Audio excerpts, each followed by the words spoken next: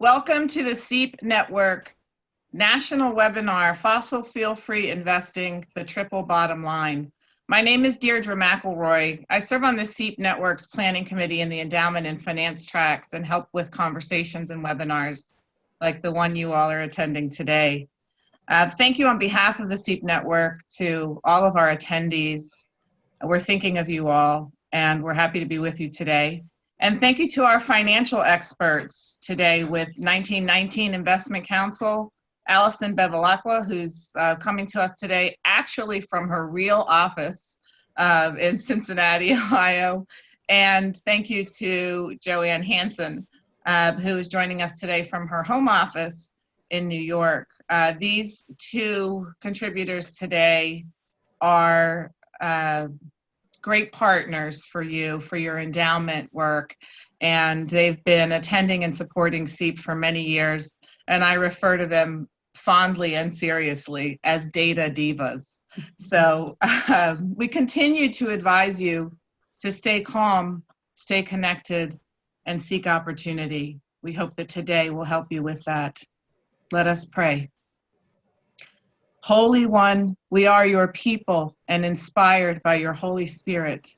We know when we live in your inspiration, we are already equipped for shaky times. Let us gathered here inspire, connect, and equip one another. Lift up those in distress, sustain those who administer, strengthen those who steward, and fill us with the hope of your new creation. Through Jesus Christ, our rock and our Redeemer. Amen. Amen. So let's get our speakers introduced. So we've gathered our two SEEP friends and financial experts. Both attended SEEP 2020 in Louisville, and you may have encountered their teachings in the endowment tracks. Allison Bevilacqua is currently on the board of the Interfaith Center on Corporate Responsibility, or ICCR. ICCR is a coalition of faith-driven organizations who view the management of their investments as a powerful catalyst for social change. Allison is a vice president at 1919 Investment Counsel and the head of their social research. As a social research analyst, she specializes in corporate responsibility. In addition, she is a member of the proxy committee. Allison has also done work with business school curriculums in assisting them with embracing sustainability. Allison is a member of the FTSE for Good U.S. Advisory Committee, and she regularly represents the firm 1919 Investment Counsel at meetings of socially responsible investing related organizations. Welcome, Allison. Thank you. Joanne Hansen is the president and CEO of the nonprofit Church Investment Group, CIG. CIG enables Episcopal Church and school endowments to realize the benefits of investing at scale, to invest to preserve and grow capital using an outsourced chief investment officer, or OCIO, and to adopt environmental social governance, or ESG, principles of investing. Joanne currently serves on the Real Estate Advisory Committee of the New York State Common Retirement Fund. It's the third largest U.S. pension fund, and this is no small task. Joanne, welcome. It's very nice to have you with us today. So these are challenging times, friends. As the world comes back to life for many, we have movement of people and vehicles and resources, and we are also seeing a carbon bounce.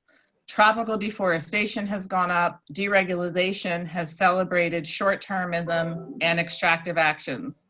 Since the 1970s, we have more than doubled our extraction of natural resources globally.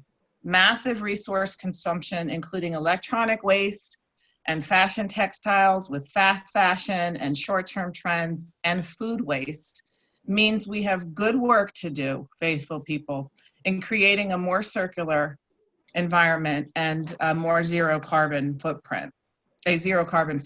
Because of this accelerated disposability of resources, we're seeing impact with water usage, water cleanliness, and a further revealing of disparity of resources. The environment is economic justice, it's racial justice, and as Reverend Flo of St. Bartholomew's in Baltimore would say, It's just plain gospel justice. So we have an opportunity to be faithful and smart about what we do with our resources for human needs and how we accelerate decarbonization. Our church leaders are calling us to be leaders in fighting climate change. And the good news is we can. The really good news is that we can be brilliant and practical through our faith-based investing. We can contribute to sustainable development goals. Why can we do this? Because our endowments, our institutional assets, our investments are players. They're players in the market ecosystem. Your endowment can create your very own gospel Green Deal and support a more just, sustainable, and healthy economy. We're going to be talking today about reducing carbon emission, increasing renewable energy, conserving natural resources, and striving towards a circular economy. But we're going to be doing this through our investments. So we're going to be hearing first from Allison Bevilacqua, who's going to talk to us about where we are and what we can do. And then we'll be hearing from Joanne, who's going to further our conversation and education on fossil fuel-free investing. Take it away, Allison. Okay. Oh.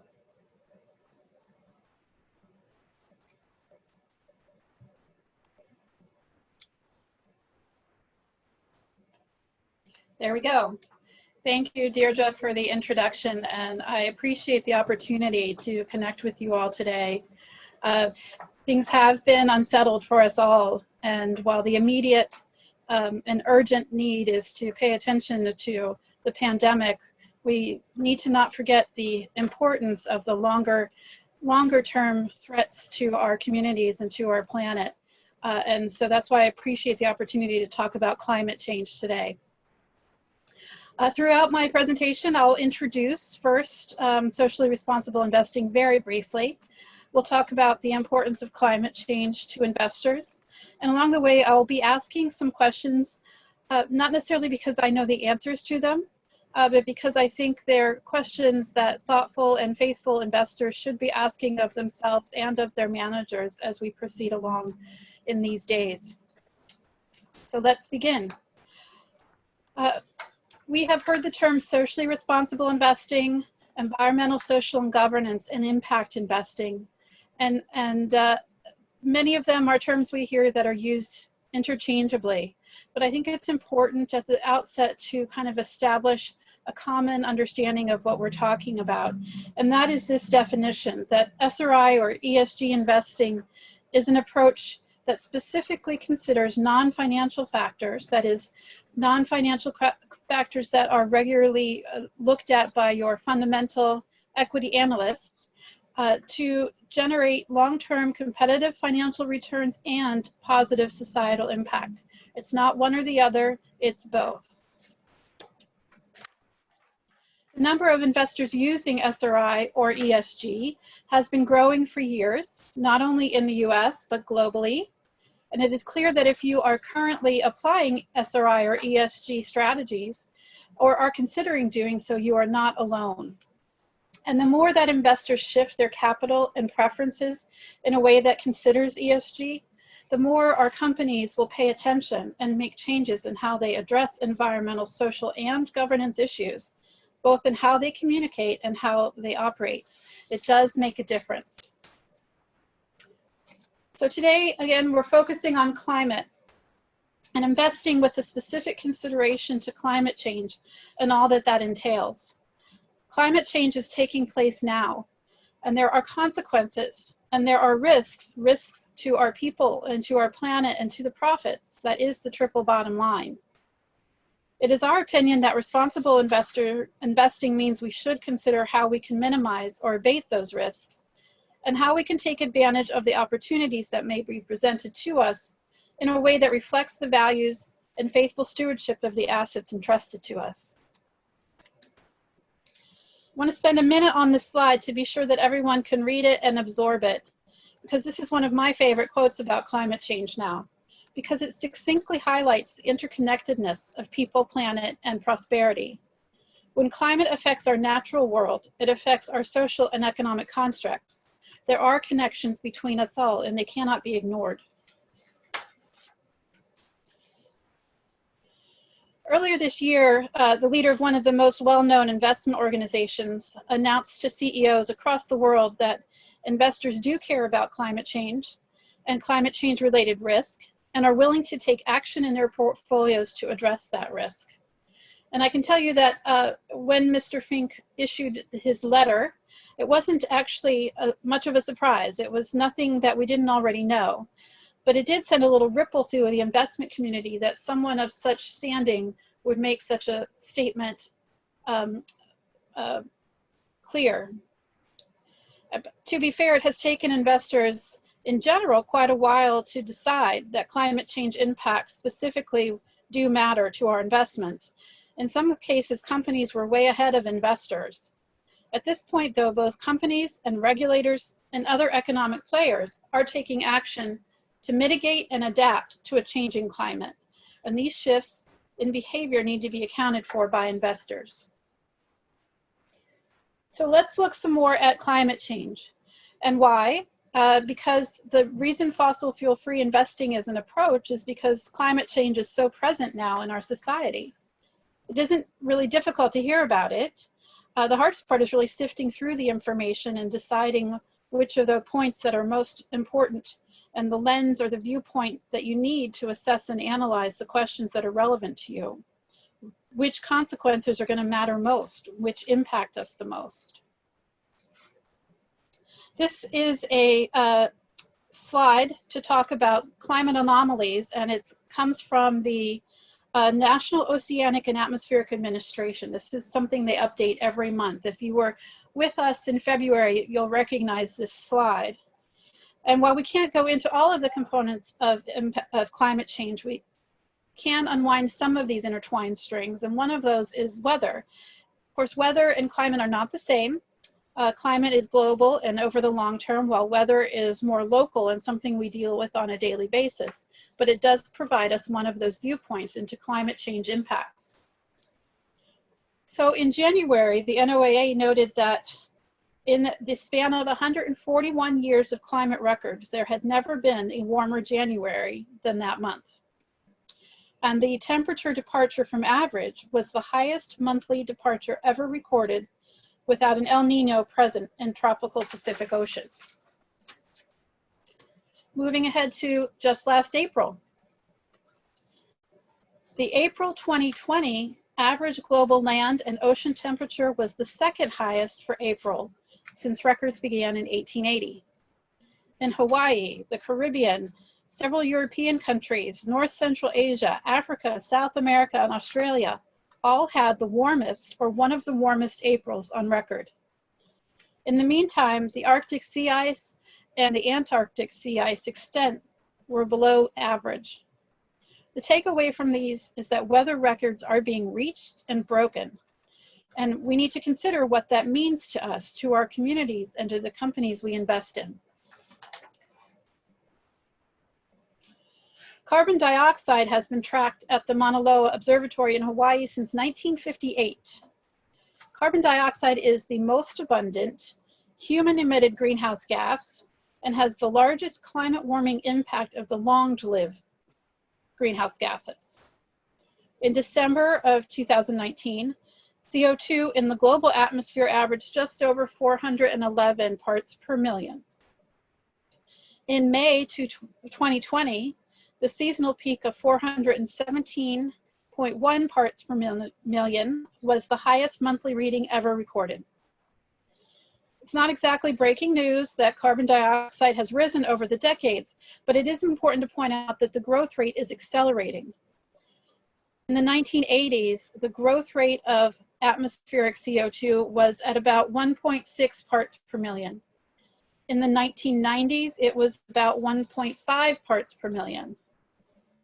From 2000 to 2009, it was 1.9 parts per million per year. And from 2010 to 2019, it leapt to 2.4 parts per million per year. In 2019, the atmospheric carbon dioxide grew at a rate of 2.64 parts per million per year. It's quite clear that atmospheric CO2 has been increasing and at an increasing rate. So what about this global pandemic and the economic shutdown that has come from this. We know the last several months have been an unusual and difficult time. The coronavirus outbreak has affected and shifted so many things in our lives. Some of us were inconvenienced by having to shift our work and school to home, but we felt very little change to our current incomes or wealth. Some of us had no choice but to continue working in high-risk situations. Some of us were sent home without income and without prospects for future income. We are not all experiencing the pandemic crisis in the same way. It really served to reveal the inequities and the weaknesses in our economic and social systems. And again, while the urgency of the COVID-19 crisis is important for us to recognize and respond to now, we must shift some of our attention back to solving the important climate change problems. Because while it shouldn't be the quick surprise that COVID-19 was, its impacts could be just as powerful and unevenly distributed. These impacts can be instructional because we know the economic shock that the pandemic wrought, and we can learn from this for the future. So this is a picture of the Los Angeles metro area on a Friday afternoon. And whether you've ever been there, you probably are familiar with the levels of traffic that Southern California can boast. This is not a normal rush hour situation. This is March 22nd. So once the shutdown in California had been in effect, no economic activity meant very little traffic. Allison, thank you for sharing this slide, this picture. It's really shocking, actually.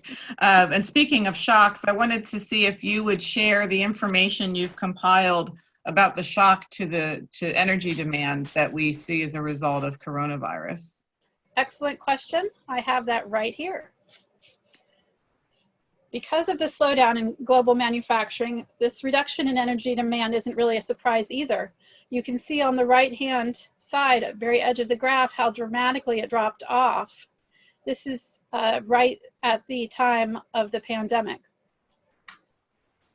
See, it didn't quite equal what happened in World War II for a period, but it is quite dramatic given the past decades of economic activity.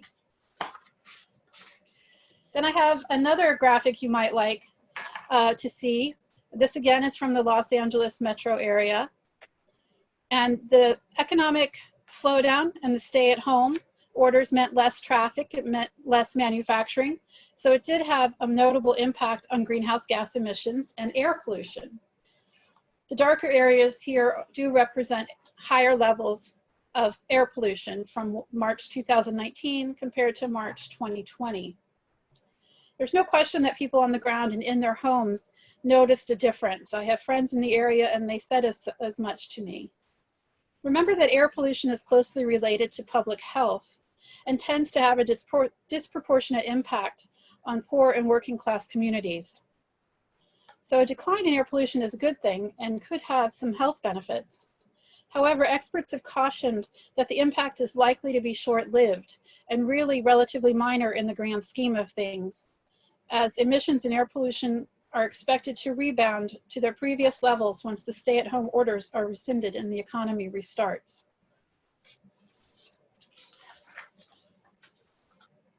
So interestingly, the pandemic-driven slowdown showed us that it really wasn't enough.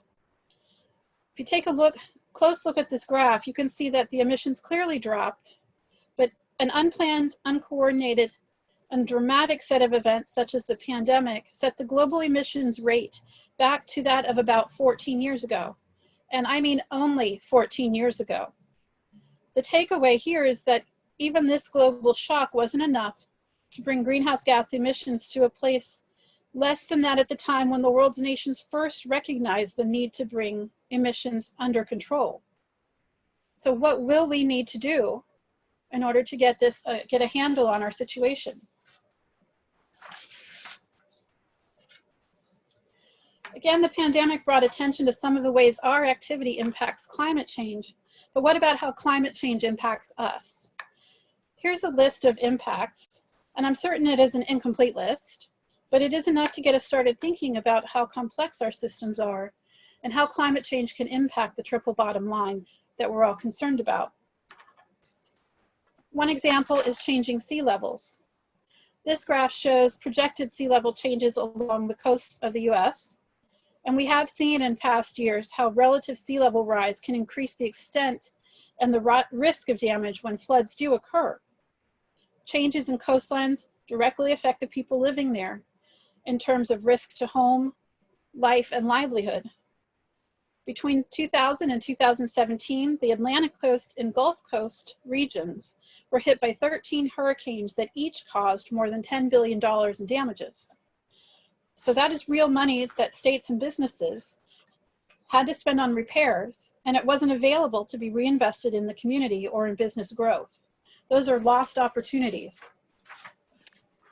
You can also think about what kinds of businesses might be impacted by the sea level rise and the subsequent regulations that will occur. Real estate developers, lenders or insurers, builders, utilities and transportation companies, and municipal bond issuers. These are all companies that your portfolios are likely invested in. When you think through all the connections, we can also identify what kinds of companies might benefit. Engineering firms, materials firms, maybe infrastructure companies. Now, some companies in coastal communities, particularly those with more wealth, may be more resilient to these impacts than others. Those in the communities that are potentially affected really would be wise to consider building toward resiliency now before the full impacts of climate change could be felt. But it's not clear that all can afford to do so or that all have the resources to deal with the potential changes. Allison, before you advance, I want to thank you also for this information. It's fairly up to date. It looks like you just did this right before SEEP. So thank you. You and Joanne both taught us at SEEP that fossil fuel free investing, in fact, as part of the ESG investing universe, may carry less risk than the traditional investing counterparts. And I want to ask you to say more about that. More about how we may carry less investment risk, in fact, by employing by including environmental screens, and certainly the very large body of investment universe that's available for fossil fuel free opportunities. I can speak briefly to our approach, and I'll let Joanne provide some more information on that. I know she has some good graphics there to share as well.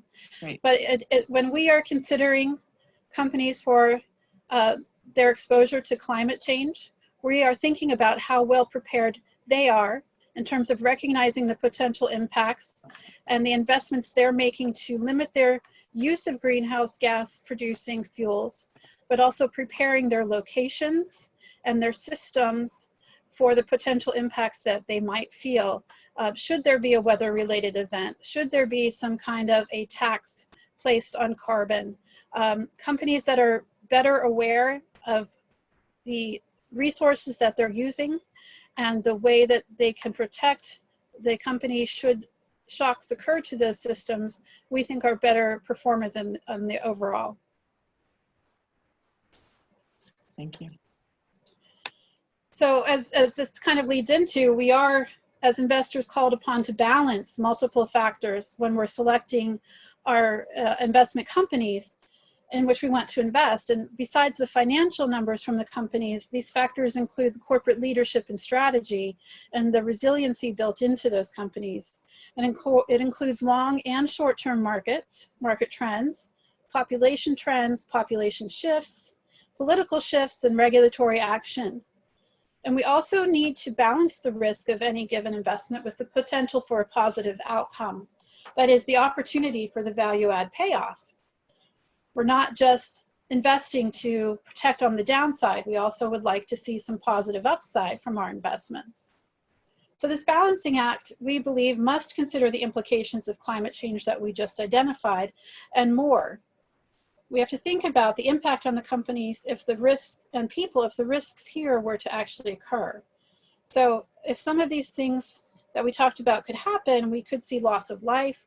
We could see a strain put on local health systems and municipal governments.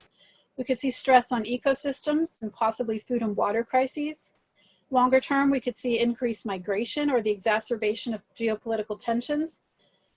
And so we have a lot of unknowns about what the future may hold. But investors and companies should be factoring in these possibilities of these events into their views of the future. And that's one of the ways we evaluate our companies. So when an asset owner or asset manager decides to consider climate factors, they have choices about how to do so. The climate-aware investing can be approached with a variety of methods, utilizing the ideas behind socially responsible investing or faith-based investing and the tools of ESG. Fossil fuel-free investing is one way to be climate-aware with your investments, and Joanne is going to share her experience in implementing that type of investing. But this is really to show you that divesting from fossil fuels, that is selling or not buying in the first place, investments in companies that have ownership or control of fossil fuel assets, is quite often a response that investors choose. The number of investors, in particular large institutional investors, who have chosen to take this action is proliferating around the world. Another action shareholders can take is to engage the companies they own through proxy voting. Shareholders are the ultimate owners of public companies, and as such, they regularly vote on who is part of the company leadership, in other words, the board of directors. Board members can have significant influence on the direction of the company, and best governance practices have already coalesced around the importance of the independence of board members, but attention now has become more focused on the profiles of board members, their skill sets, as well as their backgrounds and experiences, and the value in the diversity of those backgrounds. So this very full graph is a representation of board members at major banks. And why are we looking at banks? Because banks control capital flows through lending and underwriting. At least 73 of these bank directors have at one time or another held a position with one or more of the biggest corporate emitters of greenhouse gas emissions, including 16 that are connected to oil and refinery companies. Far fewer, and you can spot them because they're in green, have a connection to renewable energy companies. Might it be that boards with less familiarity with renewable energy will be less likely to support renewable energy development? Maybe, maybe not, but investors are concerned. And we can see how this concern is playing out by looking at the activities around the JP Morgan board this past proxy season. The board came under scrutiny from climate-aware critics and shareholders because Lee Raymond, the former CEO and chairman of ExxonMobil, has been the lead independent director at JP Morgan since 2013. Now, JP Morgan supports the 2015 Paris Climate Agreement and does recognize climate change challenges. The company is more than halfway to its goal of facilitating $200 billion of clean energy financing through 2025. But some shareholders launched a campaign to vote against Mr. Raymond on the proxy, claiming he lacked impartiality and understanding of global warming to properly fulfill his duties. Much more recently, we have heard calls for examination of corporate boards from the perspective of racial diversity. Every company in the S&P 500 now has a woman sitting on its board, but representation from people of color is not nearly so widespread. Just as investors have pushed for female and climate-aware board members, we are likely and expecting to see a push for more racially diverse boards as well in the next several months and to the next proxy season. And with that, I have reached the end of my presentation. I will be happy to hand it over to Joanne. Allison, thank you so much. Just a brief point that fossil fuel-free investing opportunities are available through both of our, the companies of both of our experts today. That includes 1919. So we're going to turn it over to Joanne Hansen, who is going to help us understand why we should and must consider fossil fuel-free investing and how. She's going to give us some really good information, but also she's going to show us a transition path that could be very helpful for you all working with these types of decisions and actions back at your own parishes or entities, particularly with your endowment assets, as we try to help boost the economies as we recover from COVID. All yours, Joanne. Thank you. Thank you for joining us today to talk about the triple bottom line, which applies specifically to fossil fuel divestment, but also broadly to environmental social governance investing. It means that you're looking to select investments which are profitable, that's bottom line number one, but also have positive impacts on workers and communities, number two, and the environment, number three. So the Church Investment Group is a nonprofit that works on behalf of Episcopal endowments to seek to provide this triple bottom line. We address the profitability by providing access to full-time investment management through the use of an outsourced chief investment officer. And we work with Episcopal endowments to implement ESG. We really work with a range of different types of Episcopal entities, ranging from sophisticated parishes, dioceses, diocesan investment trust, to smaller parishes that are just starting out on the journey of considering using professional investment management for their assets. To frame this discussion about fossil fuel divestment, I think it's really important to understand that faith-based investing is really in the Episcopal and the Anglican DNA, going all the way back to the creation of the first ethical investment policy in 1948. And in terms of climate, the resolutions, I think, have increased in sophistication and urgency from 2002 to 2015, when the General Convention asked endowments to think about considering divesting and how that might impact their portfolios, and all the way up to 2020, where the Anglican Communion has set a goal of trying to achieve net carbon zero by 2030. I mean, we've talked today about the impacts of climate change, and the focus of divestment is really in three areas. It's one, looking to keep reserves that cannot be used without damaging climate in the ground, and that's also protecting your portfolio against a carbon bubble, pricing and paying for assets that can't actually be used. And there is a moral component to it of pointing out that climate change is accelerating and the significant consequences that for the world that has. So to give you some tools today, I think it's useful to understand, what do you own? What's in your investment portfolio? So some of you may have joined us at SEEP in this presentation and seen two of these tools presented. We're really in the process of working to apply them to the Church Investment Group's portfolios. And the first of these is the Transition Pathway Initiative. And this is a global group of asset owners who are looking and assessing companies' preparedness, both currently and into the future, in terms of climate change. And there is an Anglican edge and add to this, because the initiative, when it started in 2017, among the original investors were the Anglican pension schemes for the Church of England, and also Adam Matthews, who is the Director of Ethics and Engagement for the Church of England Pension Board, is the co-chair of the initiative. The initiative looks at 337 companies and asks, what are their company governance policies and practices, and what is their carbon exposure? And these companies range from service companies, utilities, materials, industrials, and obviously gas, oil and gas companies, and coal.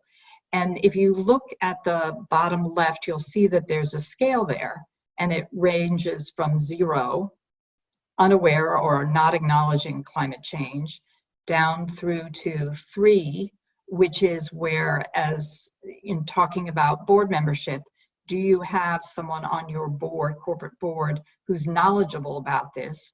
Are you internally in the company engaging in how to plan and manage your resource usage? To level 4, which is the best, where it's not only managing resources, but doing future planning to see how that projects into the future.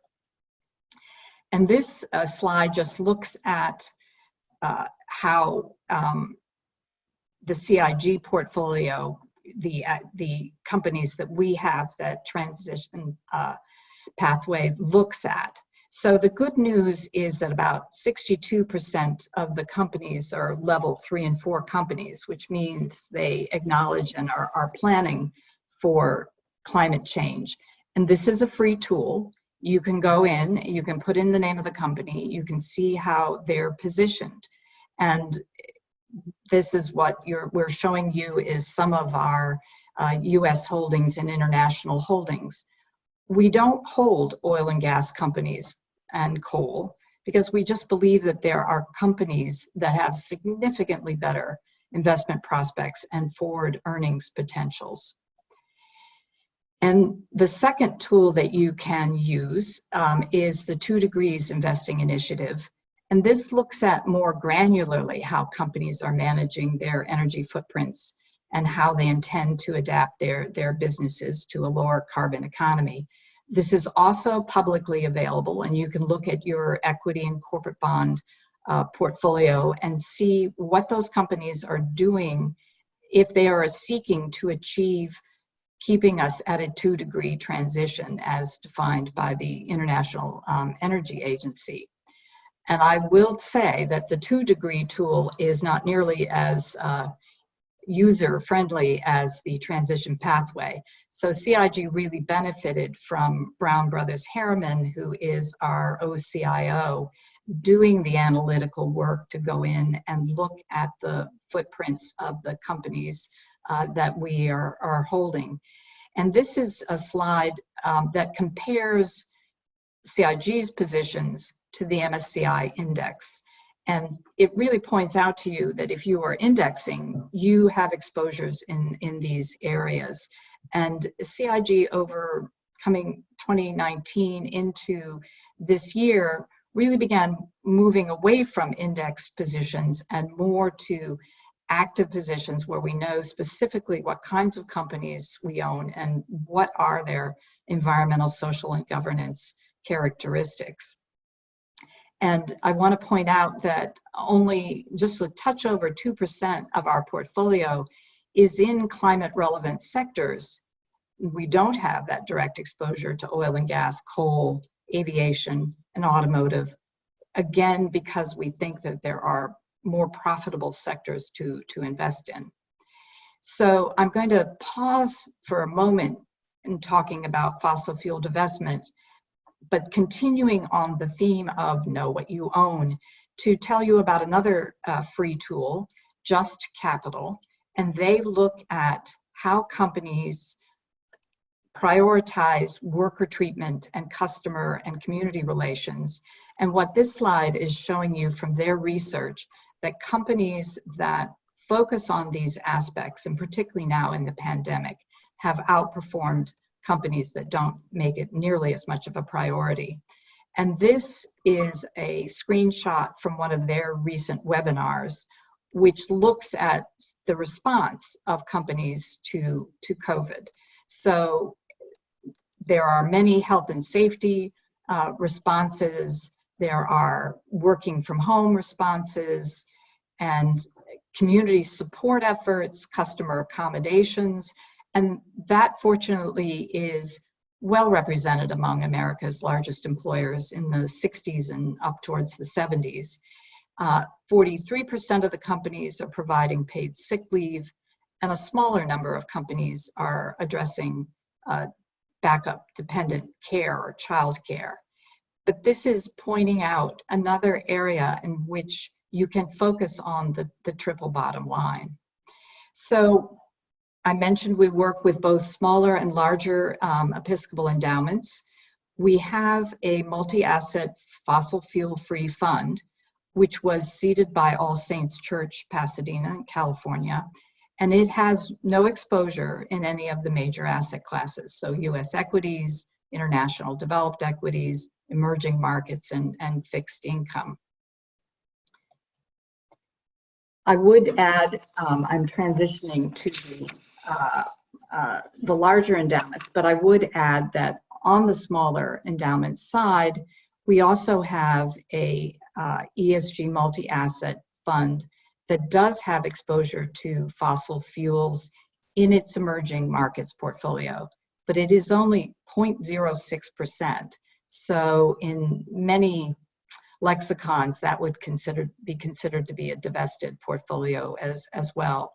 For larger endowments, I'm giving you an example of a case study from the Diocese of New York. And with larger endowments, we work on a custom portfolio. And this shows you the thoughtful and fairly lengthy in time process that the Diocese of New York went through to first, in 2015, implement ESG investing, and then to consider divestment, which they ultimately did in 2017. And given the moment of time that we're in and the protests around racial justice, I wanted to also mention another initiative that the Diocese of New York has been working on for a number of years. And in their 2019 General Convention, the diocese committed $1.1 million to a reparations fund. And symbolically and importantly, they also passed 4 resolutions condemning slavery that had been originally proposed by John Clarkson Jay, the grandson of John Jay, in 1860 at the New York Diocesan General Convention. That year, it was tabled. In 2019, the convention voted on and approved those resolutions. So if you're thinking about divesting, one of the first questions your investment committee is going to ask in your vestry is, what's the financial impact if we do this? Are we going to hurt the performance of our portfolio? So I can say that the Diocese of New York and CIG fossil fuel free funds have outperformed the portfolios with energy exposures, but that's a track record that only goes back to 2017. So I'm sharing with you an analysis that Jeremy Grantham has prepared looking at historical returns. And this is showing that from 1989 to 2017, you would have slightly outperformed without energy.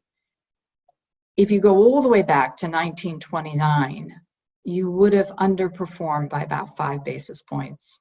And I would really point out that this was during the heyday of fossil fuels, not when you were facing headwinds of climate change and transition. And then a more recent example, but still a decade's worth of performance, is MSCI created an all ex-fossil fuel index that goes back to November 2010, and that has outperformed. So I think this historical track record certainly gives significant indicators that you will not hurt your performance if you decide to divest. And in fact, we've been talking a lot today about the various risks that you avoid. And I think that it's this focus again that we have is there are more profitable companies and industries to put your money into. We began this process in 2017, and I've shared with you some of the newer work that we've done in terms of the transition, the 2 tools, and also the TCFD, the Climate Task Force Financial Disclosure Initiative, which we have completed as part of being UNPRI signatories. And so there's very much focus on the analytical work. What is the impact of having these companies in your portfolio? How are they planning to transition? And what is the economic significance to you and future performance of having those stocks? And it also, the focus is not entirely on the environmental side. Certainly the current pandemic has really raised people's awareness of the social side and the governance side. So these slides will be available through either reaching out to me or SEEP will post them. Right here, I'm showing some resources that are available as part of the presentation, but also on our website to delve into the analytical work relating to both ESG and fossil fuel free. And that we're both happy to answer questions and talk further about why we do feel that fossil fuel divestment really does deliver on the triple bottom line. Thank you, Joanne. I do not see questions in chat as of yet, but I do have one myself. And that is you both touched on the concept of there being winners and losers when it comes to fossil fuel free investing. So, or I should say divesting and reinvesting. So divesting from fossil fuels and reinvesting in fossil fuel free portfolios lowers risk, and it allows you to access who some of the winners may be. I want to put that in the context of recovery from this pandemic from COVID-19, and ask each of you, we'll start with Allison, who made mention of a couple of sectors, I believe, that we might expect to perform better or to be winners in the fossil fuel free universe. Thanks, Deirdre. It's a question. There are almost always winners and losers in the economy when there are shifts in markets and shifts in resources. One of the things I find really important to think about is a concept called just transition. When we're talking about shifting our economy from a dependence on fossil fuels to more renewable energy supplies and new technologies in the way that we use energy, we can't leave behind those workers and those communities that were involved in sort of the old style of business and the old fuel systems. And that's something that we are encouraging companies to think about. At the same time that we may encourage a utility, for example, to shut down a coal plant and open up a wind plant or a wind farm, we want to talk to them about what happens to the employees at the coal plant in location A. Are they going to be able to shift to the new wind farm in location B? Will they be retrained? What are the opportunities for those employees should they choose to take it up? And this is part of that conversation about winners and losers. We don't want the communities to be the losers, the people that make up the company. So that's one way we think about that. Joanne? Well, as I mentioned that we had shifted from an index focusing to an active focus on our stock portfolios. And part of that was indexing has been the place to be for the last decade, particularly helped on by the Federal Reserve. But in terms of putting together a portfolio, we wanted to really, and I mentioned with the MSCI indexes or other indexes, you are getting exposures to some sectors that you really may not be that focused on.